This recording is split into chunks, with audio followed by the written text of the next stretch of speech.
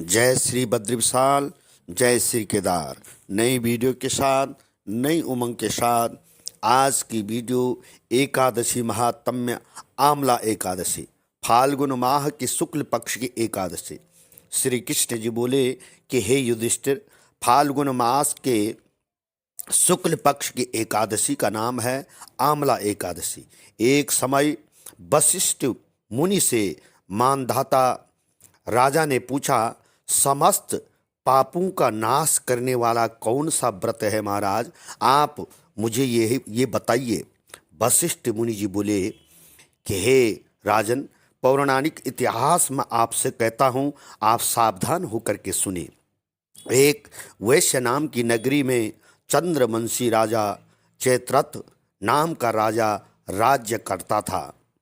वह बड़ा धर्मात्मा, प्रजा का पालन करने वाला और उसकी प्रजा भी उसकी वैष्णव थी।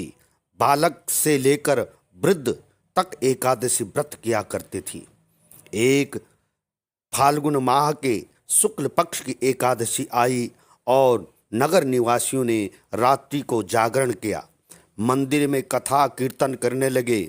एक बहेलिया जो कि जीव हिंसा से उदर पालन करता था, मंदिर के कोने में जा कर के बैठा। आज वह शिकारी घर से रूठ चुका था, दिन भर खाया पिया कुछ भी नहीं था।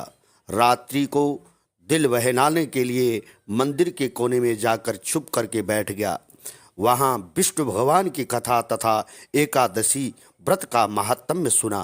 रात्रि व्यतीत हो गई, प्रातः काल घर को चला गया। जब भोजन पाया तो उसकी मृत्यु हो गई।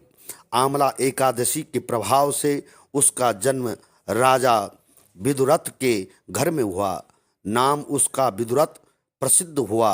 राजा वसुरथ सत्य, व्रत, दान, भक्ति इत्यादि शुभ गुण को रखने वाला था। प्रजा भी उसकी धर्मात्मा थी।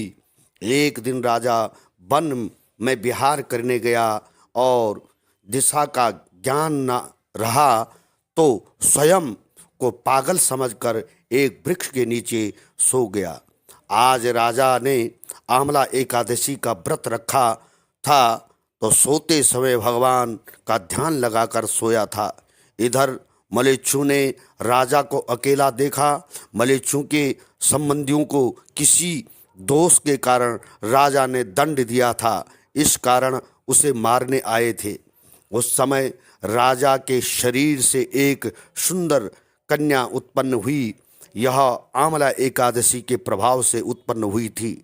कालिका के समान अटहट करके उसने खप्पर फिराया और मलेच्छु के रुधिर की भिक्षा लेकर अंतर्ध्यान हो गए। राजा ने जागकर शत्रुओं को मरा हुआ देखा और आश्चर्य हुआ। मन में कहने लगा, मेरी रक्षा किसने की?